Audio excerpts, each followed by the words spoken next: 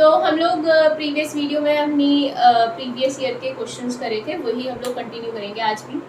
तो क्वेश्चन सबसे पहले मैंने लिया जो कि CE 2006 में आया था। क्वेश्चन क्या कह रहा है, the general solution of d2y/dx² plus y equals to 0 is. तो आपको इस डिफरेंशियल इक्वेशन का जनरल सॉल्यूशन बताना है। तो अब ये चीज़ हम लोग जानते हैं कि जब हमारे राइट साइड पे 0 होता है तो it is a homogeneous linear differential equation with constant coefficient, और उसका सिर्फ हम CF निकालते हैं। तो हम d2y/dx² को लिखेंगे d² y हो जाएगा 1 इज इक्वल्स टू 0 के इक्वेट कराते हैं। तो auxiliary equation will be m² + 1 equals to 0। तो m equals to plus minus I, इसके रूट्स आ गए इमेजिनरी रूट्स।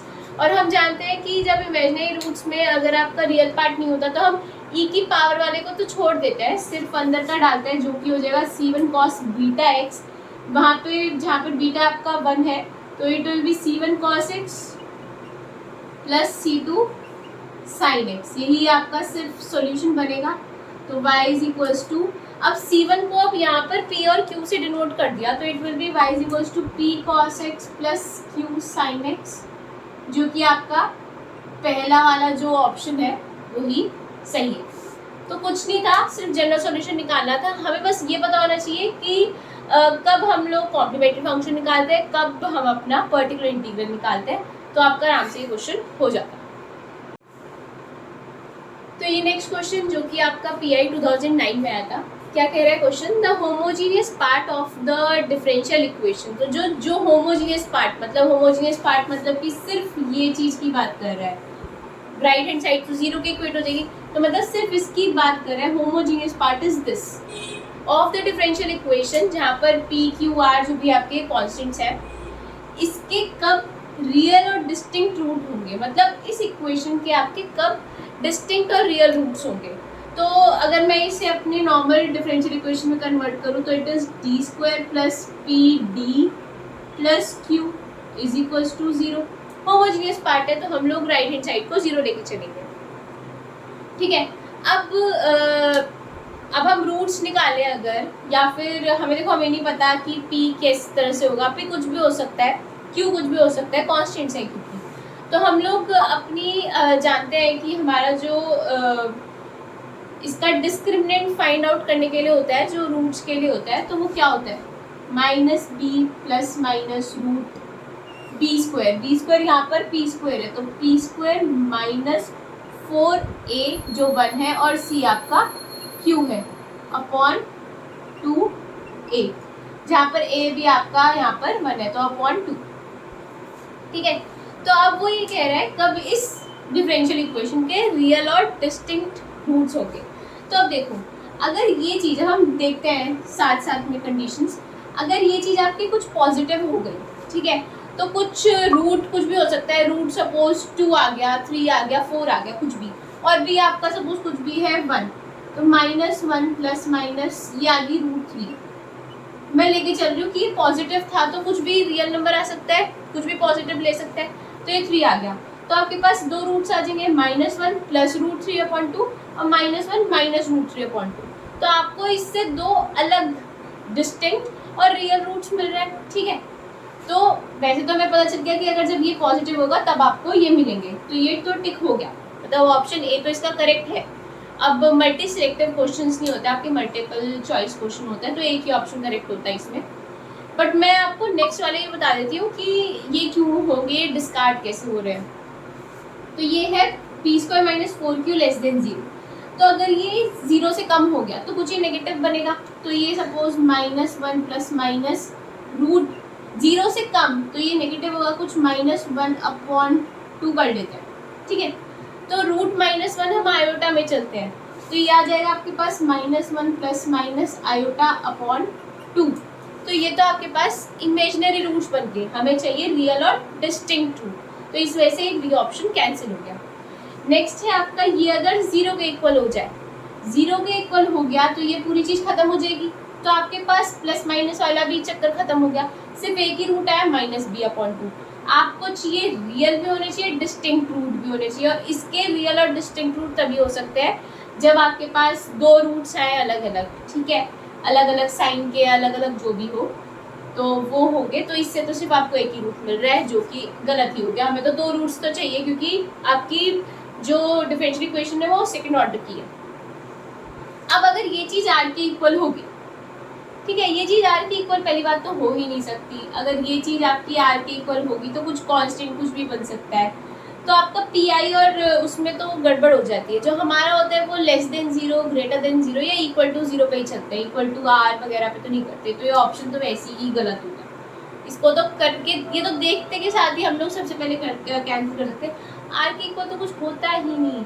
ये चीज़ ही हम पी स्क्वायर, जब आप शायद 10th में हमारे पास ये आती है कंडीशंस, जब डिस्क्रिमिनेंट की बात होती है तो हम लोग उसमें भी होता है कि P square greater than 4q होगा या p square less than 4q होगा या p square is equal to 4q होगा। उससे आपको पता चलता है कि उसके कितने रूट्स आएंगे। बस वही सेम चीज़ थी। तो ये आर तो हो ही नहीं सकता, बस इन 3 में से होना था, जो कि हम जानते हैं कि ये जब पॉजिटिव होएगा तभी आपको 2 डिस्टिंक्ट और रियल रूट्स मिलेंगे।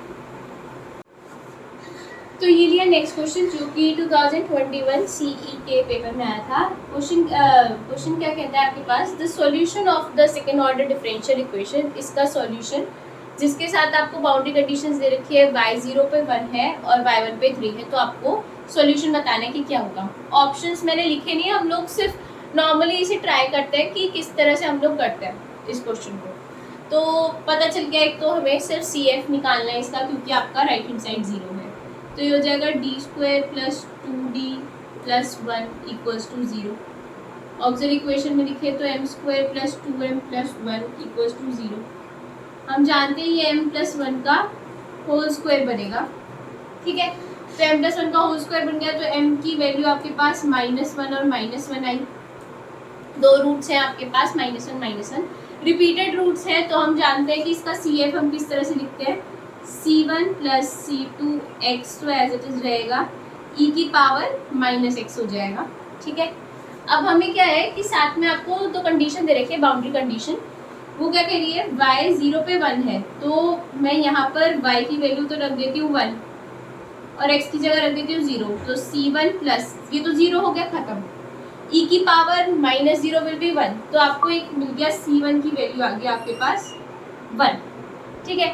दूसरी कंडीशन रखते हैं, y1 3 है, तो y जो है वो 3 है, x जब 1 है तो हम C1 की वैल्यू 1 रख देते हैं, प्लस C2 इंटू 1, तो ये C2 ही आ जाएगा और e की पावर -1, ठीक है। तो इससे हमें C2 की वैल्यू क्या मिली, 3 = 1 + C2 1/e हो जाएगा, e को हम इधर ले जाए तो 3e, ठीक है। और ये आया 1 + C2, तो C2 की वैल्यू क्या आ गई आपके पास, 3e - 1, तो C2 की वैल्यू आ गई 3e - 1, C1 की वैल्यू आ गई 1।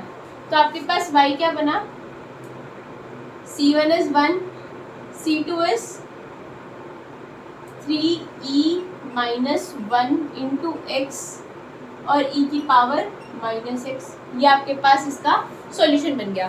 तो यही हमारे पास एक ऑप्शन था जो कि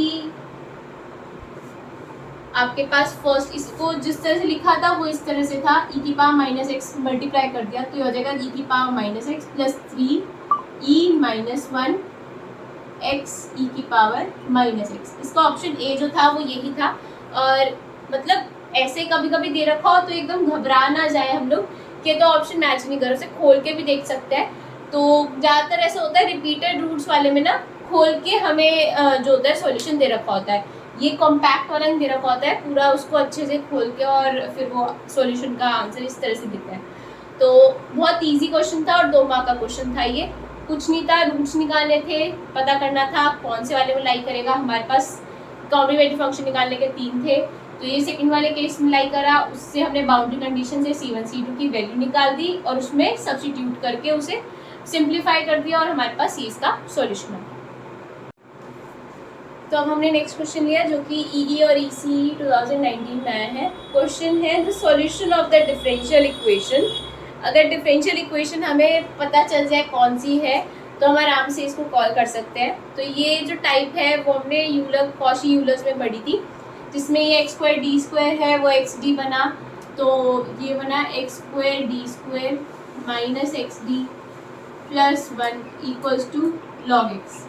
और हम क्या करते हैं इसमें x को e की पावर z लिख लेते हैं, तो ये हो जाएगा d minus one X square D square जो है ये माइनस डी बना प्लस वन इक्वल्स टू, अब देखो ये जब सिंप्लीफाई करेंगे तो z equals to log X आ जाएगा, तो मतलब यहाँ पर आपका z होगा।